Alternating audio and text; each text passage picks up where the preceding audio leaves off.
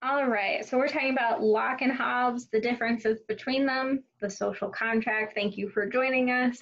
This is a recap of what we've been doing the last few days in government class. So we'll get started with the social contract.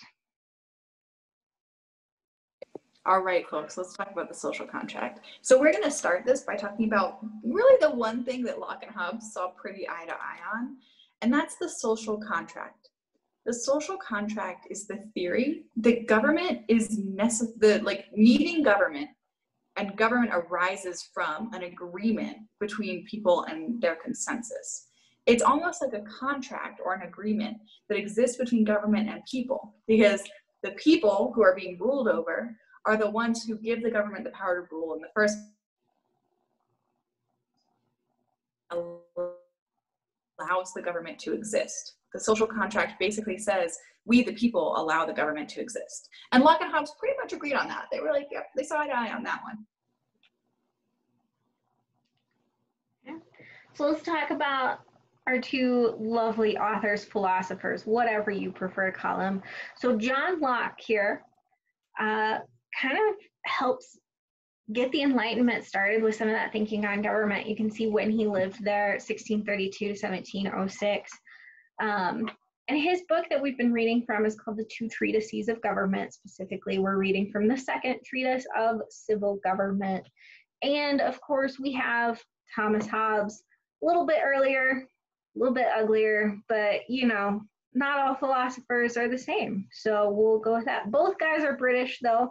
They're both talking to us about government. Thomas Hobbes's book is called The Leviathan, which translated means the monster. Kind of an accurate title for somebody who's going to be talking to us about government. And already you can kind of see how different their views are going to be. I mean, one is like very kind of proper, you know, the treatises of government. And then we've got the monster over here in the other corner. Okay.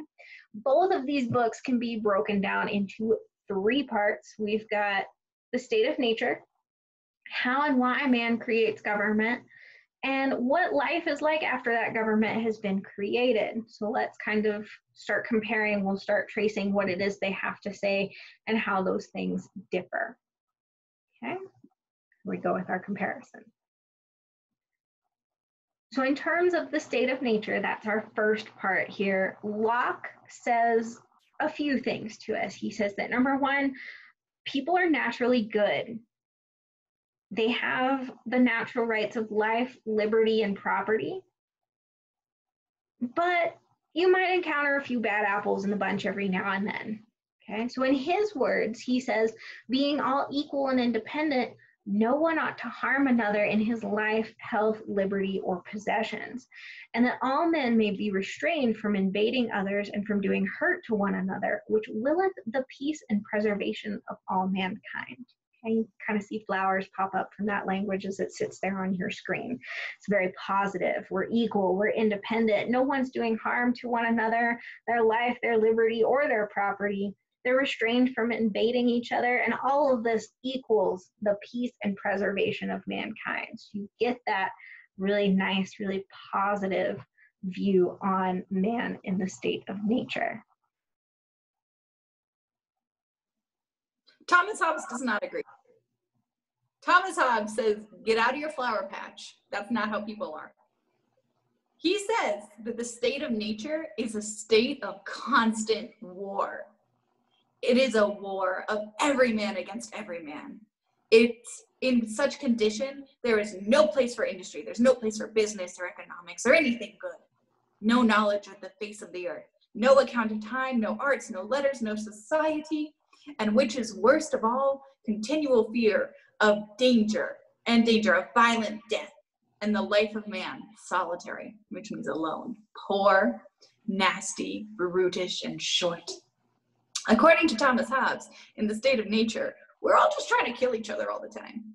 So he has a much darker view of humanity. He thinks that people are not inherently good. He doesn't think they preserve each other or preserve peace. He thinks they would go after each other and people would constantly be at war if they were left alone with no government. So we have some differences springing up here in the state of nature. I feel like I just need to cover my desk with flowers as we continue, just to get rid of that Thomas Hobbes imagery there. But if you want to pick up on some agreements here, we've got liberty happening in both states of nature. Even though Hobbes' state of nature is a constant state of war, it is still every man against every man. He can do whatever he wants. Okay? John Locke says liberty exists too. He says people refrain a little bit more from doing whatever they want, but they still have all-out liberty. Let's get to the second part of both of our books here, how and why government is created. And to do this, we have to consider the fact that these guys were both philosophers, right? They were trying to think about the most basic explanation for why we had what we had. And this is it. All government is people agreeing to not kill each other, right?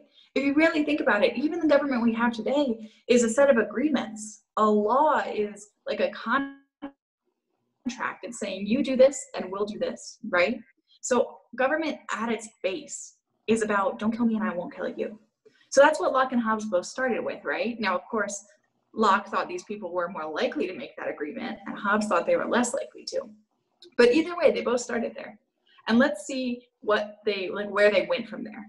They both said, okay, we're going to make an agreement, but what kind of agreement is it going to be? So Locke says basically that people are afraid. Well, afraid is a strong word. They're wary that the sunshine and rainbows and cupcakes are going to go away. And they don't want that. For all being kings as much as he, every man has equal. The enjoyment of the property that he has in the state of nature is very unsafe, very insecure. So there's nothing protecting those unicorns and flowers out there in the field. Just because we have those bad apples and that people are naturally good, that doesn't mean that they won't do anything ever. And it's this that makes them so willingly give up every one his single powers of punishing to be exercised by such alone as shall be appointed among them. This is why they create government, so for protection. So some recaps here on this quote, since it's kind of long. Why are we creating government? For protection. How are we doing that? We're giving up some of our ability to do whatever we want in order to get it. Now, y'all know Thomas Hobbes couldn't just outright agree with that. He had to put his own spin on it. So here's what he's going to say. Hobbes says he, man, should be willing to lay down his right to all things, so literally like all the things, and be contented, be happy with so much liberty against other men as he would allow against himself. So kind of like the golden rule, right? If I want liberty, then I got to give it to you. For as long as every man believes he may have everything and that he may do anything he like, he will always be in that state of war. So Hobbes is saying, like, he's kind of like fear-mongering. He's like, remember, if everyone's equal, if everyone's doing whatever they want and they all have total liberty, we'll be in a state of war. And then he says, though, through transferring his rights, so when a person gives up his rights, his liberty, he transfers it. It is his hope that good will happen because he transfers it voluntarily to improve his security. Basically, Hobbes is laying out this contract that you've made with the government. You voluntarily enter into it. You voluntarily give the government some of your liberty in order for security. And the only real difference that Hobbes is saying here is that you're getting the security because things would be so terrible otherwise, right? Hobbes is really saying, like, it would be chaos without government. Whereas Locke, he's a little more saying that, you know, it's nice to have government. We need government for the bad apples. Hobbes is saying everyone would be terrible without government. So that's the comparison. That's the spin that Hobbes put on this one. Now, major similarity alert here. Our how and why are pretty much the same. Why are we creating government? For protection. How are we doing that? By giving up liberty. So this is a huge key comparison point for Locke and Hobbes. They're creating government for the same reasons, and they're making that process virtually the same. So why? For protection. How? By giving up liberty. Okay. Our last part here is about life after the creation of government. So government has been established. We've got it, no problem. That protection, it's there. But what happens if that government's not all it's cracked up to be? What if those people that we put there in that government are not great? If they do wrong by the people, they destroy the property of the people, they endeavor to take it away or reduce them to slavery under their power, that government then puts themselves into a state of war with the people. Now, Locke here is encroaching on Thomas Hobbes' territory. War with the people. Can you believe he actually said such a thing? Oh my gosh, so you know it's bad. If that happens, the people are in charge, regardless. And Locke believes that the social contract, well, it's between the people and the government, it's enforced by the people. Okay? The people who are thereupon absolved from any further obedience and are left to the common refuge. Okay? They have the power to get rid of that government. He calls this the right to revolution, because at this point, that government has forfeited that power that the people put in their hands. Okay? And that power then devolves to the people. So they have a couple options here once they invoke their right to revolution. So in invoking their right to revolution, they abolish the government, they get rid of it, and from there they can decide to start all the way over.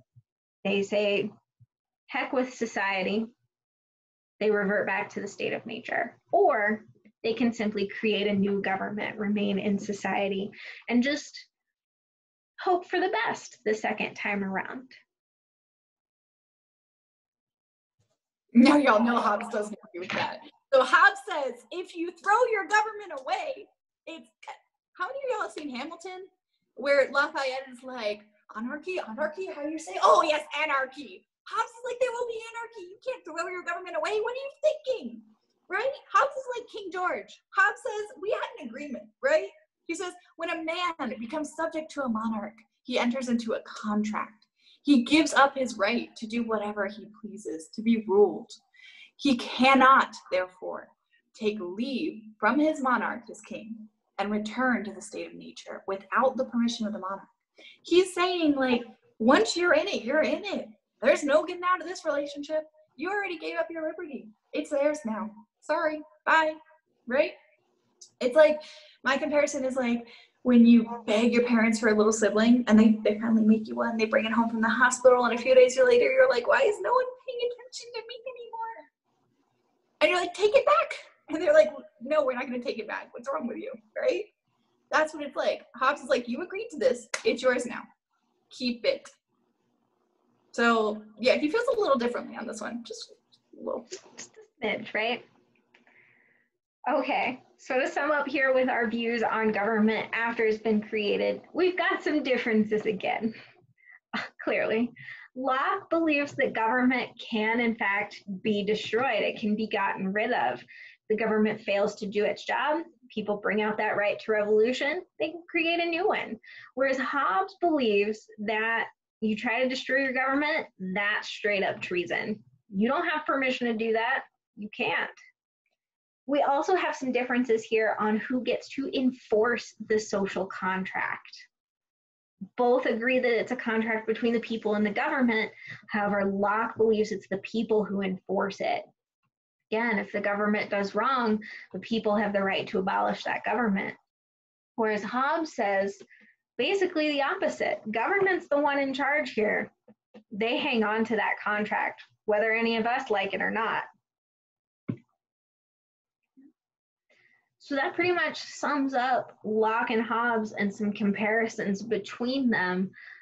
If you have any questions or you want to find these quotes, you can contact one of us, Ms. Crow or Ms. McLean. These documents should be posted in your files tab on your team, yes? For my kids, they're still in your assignments tab, but your assignment will have been returned by now. So if you need to go look at your Locke reading or your Hobbes video, you can go there. Excellent. So now you know where you can find these resources to you. And once again, if you have any questions or need something explained to you, feel free to watch this video again or reach out to one of us. That's it. Bye, kiddos.